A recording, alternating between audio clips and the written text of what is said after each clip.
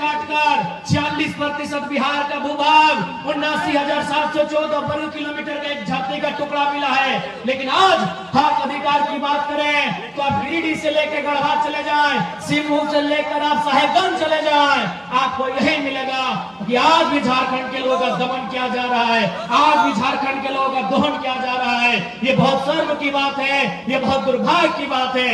और चूंकि इस राज्य को बनाने में बहुत सारे वीरों ने बलिदान दिया है, आज विनोद बिहारी महतो हमारे बीच नहीं है, आज निर्मल महतो हमारे बीच नहीं है, आज कॉमरेड एके राय हमारे बीच नहीं है, लेकिन आज किसान गुरु शिबू सोरेन जिंदा है, आज वो अस्वस्थ है। लेकिन हम उनके स्वास्थ्य की कामना करते हुए उनसे एक सवाल पूछेंगे कि गुरु जी बताइए कि इसी दिन के लिए आपने झारखंड राज अलग लिया था, आपने झारखंड राज क्या केवल अपनी पुतोहू लोग को विधायक बनाने के लिए लिया था? इस बात का उत्तर दीजिएगा गुरु जी, यदि आपके कानों तक मेरी आवाज आ रही है तो। आज बगल में, यही बगल में माननीय मुख्यमंत्री की अर्धांगिनी बैठी है जो गांडे की विधायक है, वो एक महिला विधायक है, इसलिए हम महिला पर विशेष टिप्पणी नहीं करेंगे, उन पर कोई छीटाकशी नहीं करेंगे। लेकिन वो मंचों पे आती हैं और अपने भाषणों में बार बार 1000 रुपए का जिक्र करती है कि हमने मैया सम्मान योजना दिया 1000। ऐसा लगता है उन्होंने हमें खैरात दिया है, हमें भीख दिया है। बड़ा दुर्भाग्य कि कोई 1000 रुपया देकर इस प्रकार से महिमा मंडन करता है। आज मैं माननीय मुख्यमंत्री, उनकी अर्धांगिनी, चूंकि दोनों सरकार में दोनों सम्मिलित हैं, मैं उन्हें साफ साफ कहूंगा 1000 नहीं, आप 500 रुपया देके वोट ले जाइए, लेकिन हमारा एक शर्त होगा, आपके परिवार में 4 विधायक है, आप डिसाइड कर लीजिए एक कौन रहेगा, 3 को इस्तीफा दीजिए, इस बार सारा वोट आपका रहेगा। कौन इस्तीफा देगा? कल्पना मैडम इस्तीफा देंगे या बसंत सोरेन जी इस्तीफा देंगे या सीता मैडम इस्तीफा देंगे? हेमंत सोरेन जी बताइए। अरे वाह, ये झारखंड के लोगों को आज भी आप लोग को क्या समझ रहे हैं? आपने हमें क्या दिया? अभी हमें नहीं, हमारी माओ और बहनों को मैया सम्मान योजना आपने दिया। भैया लोग क्या झाल बजाएंगे? नहीं बताइए, भैया लोग क्या झाल बजाएंगे माननीय मुख्यमंत्री महोदय? इसलिए आप बिल्कुल, आप 1000 रुपए में सारा वोट ले जाइए, लेकिन आप उत्तर दीजिए कि आपके परिवार में कौन 3 लोग हैं जो विधायकी से इस्तीफा देंगे? कौन 3 लोग इस्तीफा देंगे? या यदि आपकी मैडम अगर वो गांडे से विधायक रहेंगी तो मुख्यमंत्री महोदय आप बरहेट से मुख्यमंत्री के पद से इस्तीफा दीजिए। क्या एक परिवार के लिए झारखंड राज्य अलग बना था? क्या एक परिवार के लिए झारखंड राज्य अलग बना था? बताइएगा। नहीं ना? तो ये कौन सा ड्रामा है भाई? ये कौन सा महिमा मंडन है?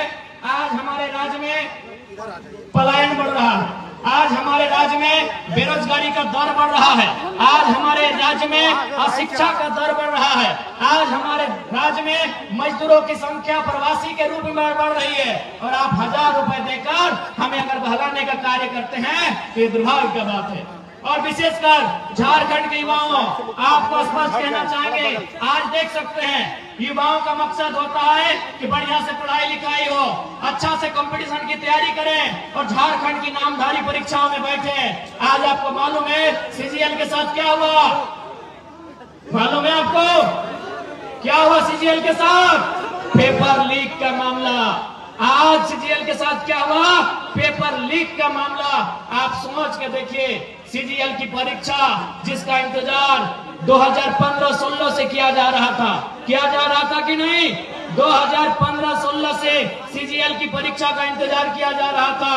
आज 2024 में 28 जनवरी 2024 को सीजीएल की परीक्षा आती है, लेकिन 2 घंटे बाद पुनः पता चलता है कि पेपर लीक हो चुका है, पुनः री एग्जाम लिया जाता है। एग्जाम कब लिया जाता है?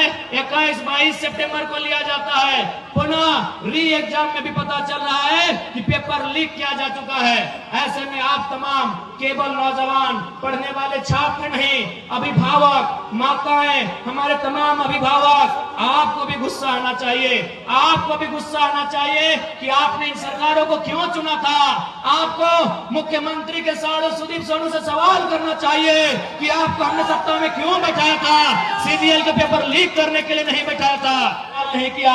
जिन लोगों को आपने सत्ता दिया था उन लोगों से सवाल क्यों नहीं किया? कौन जिम्मेदार होगा? सीजीएल की परीक्षा में धांधली का जिम्मेदार कौन होगा? पारा टीचर की जो समस्या है उसका जिम्मेदार कौन होगा? आंगनबाड़ी की सेविका धरने पर बैठी है, उनका जिम्मेदार कौन होगा? पूरे राज्य में लोग धरने पर बैठे हैं। आज ये सवाल उठता है कि अगर पूरे राज्य में लोग धरने पर बैठे हैं तो इस राज्य में खुशहाल कौन लोग हैं? ये भी हमारे सोचने का सवाल है। और विशेषकर नौजवान साथियों, आपको बताना चाहेंगे, कभी भी आपका ध्यान उस ओर नहीं गया है। आपका ध्यान कभी उस ओर नहीं गया है। हमारा ध्यान नौकरियों की ओर जाता है। एक बहाली में अगर मान के चलिए जेपीएससी की बहाली आती है, 250 सीट होता है, 350 सीट होता है, 350 सीट होता है। लेकिन आपको मालूम है इस राज्य में इनकम का जगह कहां है? आपको अभी तक मालूम नहीं है, क्योंकि हमारा माइंड उतना डेवलपमेंट ही नहीं है, हमारे सोचने की शक्ति वहां तक गई ही नहीं है। अरे नौकरी वन टाइम अगर जेपीएससी निकालती है तो 250 सीट ज्यादा नहीं रहता है। लेकिन आपको मालूम है आपके गांव में, आपके पंचायत में, आपके प्रखंड में, आपके जिला में जो भी सरकारी मकान है, जो भी सरकारी भवन है, वहां केवल 2-4 अधिकारी सरकारी होते हैं। बाकी एजेंसियों को ठेका दिया जाता है, बाकी कॉन्ट्रेक्चुअल लेवल पे आधार पे होता है, बाकी टेंडरशिप के आधार पे होता है। आप जो पंचायत भवन देख रहे हैं, उस पंचायत भवन में जो खिड़की का रंग पेंट करने का जिम्मा एजेंसी को दिया जाता है, बल्ब लगाने का जिम्मा एजेंसी को दिया जाता है। उस 1000 से 35,000 एजेंसियां काम कर रही है। एक एजेंसी का टेंडर करोड़ों में होता है। आप उन एजेंसियों का लिस्ट निकालिएगा, 1% झारखंड के लोग नहीं है। आप केवल नौकरी देखते हैं कि बहाली कै गो निकल रहा है पुलिस का। आप इतने इस भीड़ में कै गो कॉन्ट्रैक्टर हैं, इस भीड़ में कै गो एजेंसी के ओनर हैं। आपकी जानकारी के लिए बता दें, आपके बगल में कोई सरकारी स्कूल होगा, हाई स्कूल होगा या +2 होगा, वहां का प्रिंसिपल सरकारी है, वहां का फिजिक्स का टीचर सरकारी है, वहां के केमिस्ट्री का टीचर सरकारी है। लेकिन आपको जानकारी होना चाहिए आईटी, टीटी और स्पोर्ट टीचर सरकारी नहीं है। आईटी का टीचर सरकारी नहीं है, टीटी का टीचर सरकारी नहीं है, स्पोर्ट टीचर सरकारी नहीं है। और आपको यह भी जानकारी होना चाहिए कि आईटी और टीटी का टीचर एग्जाम लिख के नहीं आते हैं, एजेंसी के थ्रू आते हैं। वो एजेंसी भी आपकी नहीं है, वो टीचर भी आपका नहीं है। आज तक झारखंड का ध्यान गया ही नहीं है। झारखंड के नौजवान नौकरी के, ठीक है नौकरी अच्छी बात है, हमारी भी पहली प्राथमिकता नौकरी होती है, लेकिन आप एजेंसी को भूल रहे हैं, आप टेंडरशिप को भूल रहे हैं, आप ठेकेदारी को भूल रहे हैं। अरे पैसा वहां है। वीडियो की तनख्वाह क्या है? वीडियो की तनख्वाह आज के डेट में क्या है? 50,000, 1 लाख है। चलिए 1 लाख मानते हैं, चलिए मान लेते हैं बढ़िया पदाधिकारी की तनख्वाह 1 लाख है, तो 12 महीना में 12 लाख, यानी 1 साल का 12 लाख। वो नौकरी कितना करेगा? 30 साल। कितना? 30 साल। 12 को 30 से गुना करिए, 3.6 करोड़। क्या कैलकुलेशन सही है? 3.6 यानी 3.6 करोड़। यानी एक वीडियो, एक बढ़िया रैंक का ऑफिसर अपने जीवन काल में कितना पैसा कमा रहा है? 3.6 करोड़। आपको जानकारी होना चाहिए, एक छोटा एजेंसी करोड़ों का बजट एक बार में, हमको लगता है एक बार जब वो लेती है करोड़ रुपए बचत कर लेती है। आज तक किसी लीडर ने आपको इस ओर लेके नहीं गए हैं, कोई लीडर नहीं, किसी को मतलब नहीं है।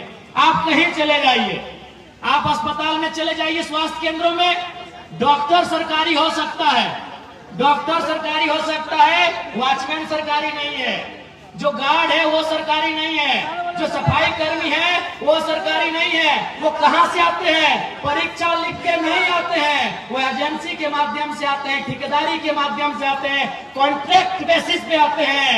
अरे वहां आपका ध्यान गया ही नहीं है। इसलिए आज लोग मुझसे क्यों चिढ़ते हैं मालूम है? क्यों ये लोग इनके रातों के सपनों में हम आते हैं? क्योंकि ये बोलते हैं घरों में कि ये लड़का लीडर नहीं टीचर ज्यादा है, ये पढ़ाता है, ये अपनी सभाओं में भाषण कम पढ़ाता है, लेक्चर और क्लास ज्यादा लेता है। नहीं बताइए किस लीडर ने आपको बताया है? किसने आपको बताया है? झारखंड में, ये तो आपके इधर की बात मैं कर रहा हूँ, चलिए कोलियरी की चक्कर लगाइए जहाँ कोयला खोड़ा जाता है। वहां की कंपनियों का नाम है संजय उद्योग, खेमका, आनंदिता, त्रिवेणी, मैंने ऐसे लगभग सैकड़ों कंपनियां हैं जो कोयला खोदने का काम करती है। वो कहाँ की है?